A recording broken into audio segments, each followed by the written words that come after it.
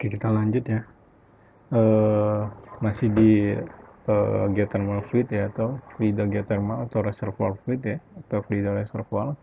Jadi fluida reservoir ini berfungsi sebagai media penyimpan panas ya.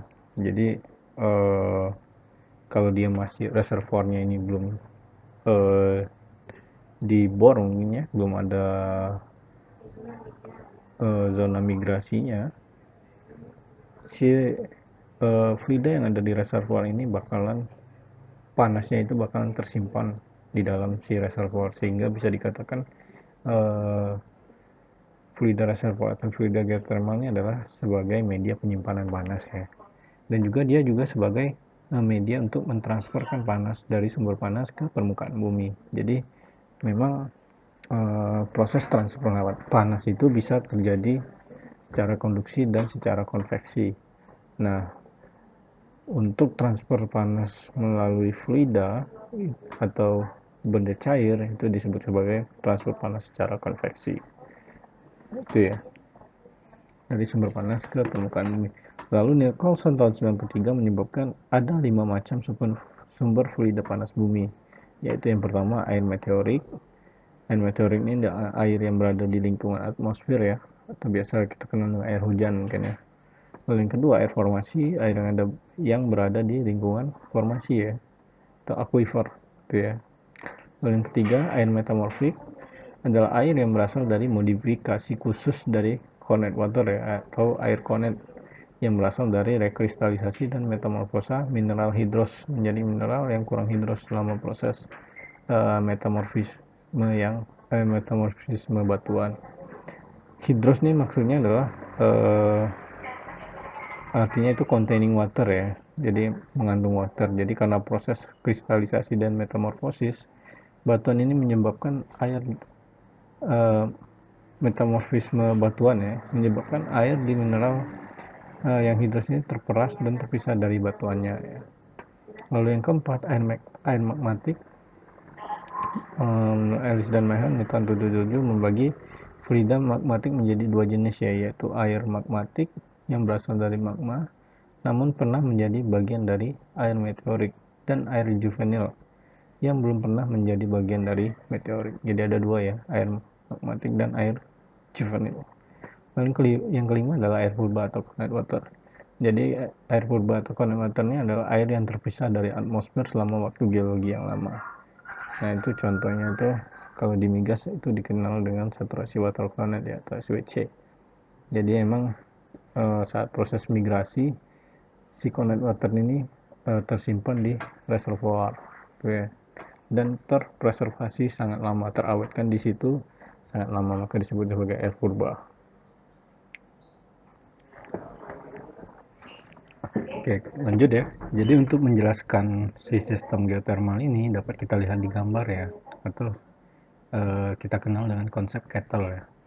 Jadi sistem geothermal ini dapat dianalogikan seperti kettle air yang mendidih ya. Ini gambar yang kanan ini, dimana yang berperan sebagai sumber panas atau heat source-nya adalah api yang memasak atau memanaskan si kettle air ini ya.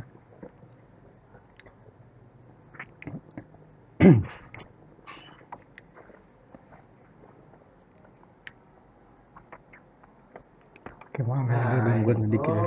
Jadi kita ulang. Jadi sistem geothermal ini dapat kita analogikan seperti kettle air yang mendidih ya, dimana yang berperan sebagai api di sini adalah magma yang memanaskan batuan yang ada di atasnya ya.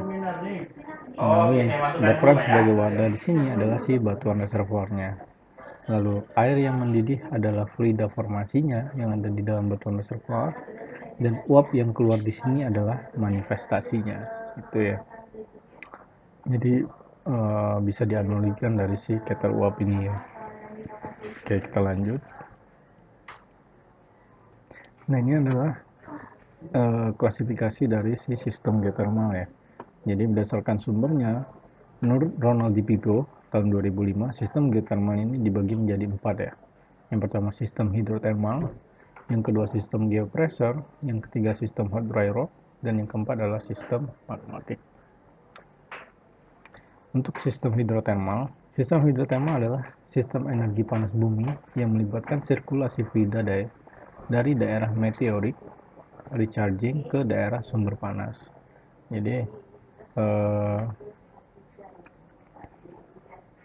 Jadi sistem hidrotermal ini adalah sistem geothermal yang paling lengkap ya di sini, dan juga yang paling banyak dikembangkan karena di sini terdapat sirkulasi fluida di daerah meteorik recharging. Nah, ini komponen dari sistem hidrotermal ini. Yang pertama adalah sumber panasnya ya, atau heat source. Yang kedua batuan reservoir.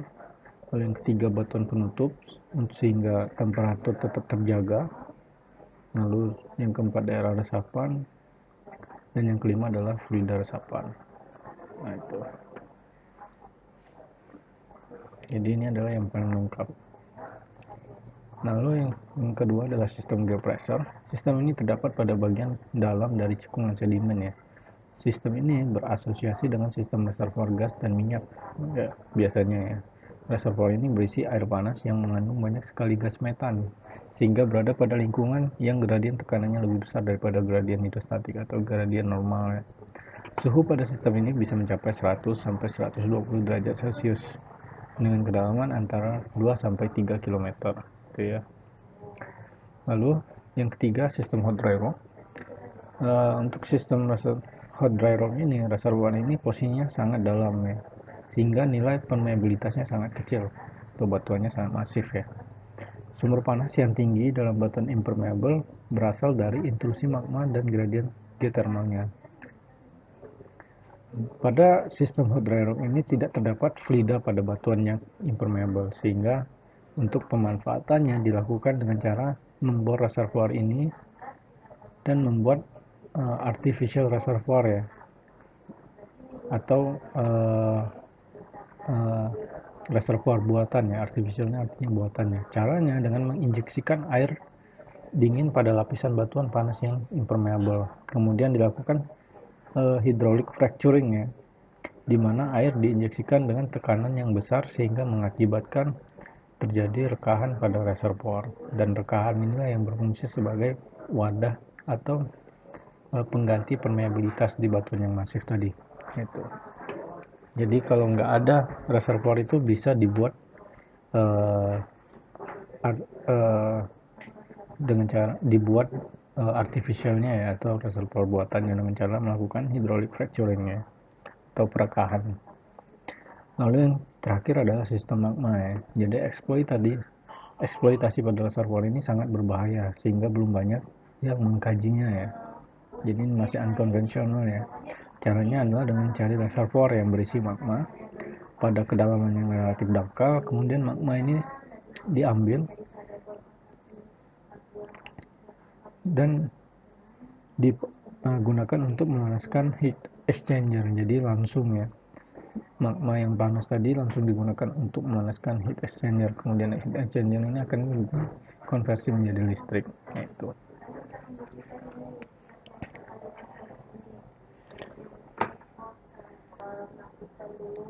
Oke, berikut adalah klasifikasi berdasarkan temperaturnya ya. Jadi yang pertama sistem bertemperatur rendah, yaitu adalah suatu sistem yang reservoirnya mengandung fluida dengan temperatur kecil dari 125 ya, derajat Celcius. Nah, itu ya. Itu dikatakan sebagai sistem bertemperatur rendah. Lalu untuk yang kedua, sistem bertemperatur sedang, yaitu suatu sistem yang reservoirnya mengandung fluida bertemperatur antara 125 sampai 225 derajat Celcius. Sedangkan yang bertemperatur tinggi adalah suatu sistem yang reservoirnya mengandung fluida dengan temperatur besar dari 225. Jadi ada 3 ya klasifikasi di sini, reservoir berdasarkan temperaturnya ya, atau sistem geothermal berdasarkan temperaturnya. Kecil dari 125 itu sebagai temperatur rendah, yang sedang itu 125 sampai 225, dan yang tinggi adalah besar dari 225. Itu ya. Kita lanjut. Kini waktunya udah habis ya. Kita lanjut ke video selanjutnya.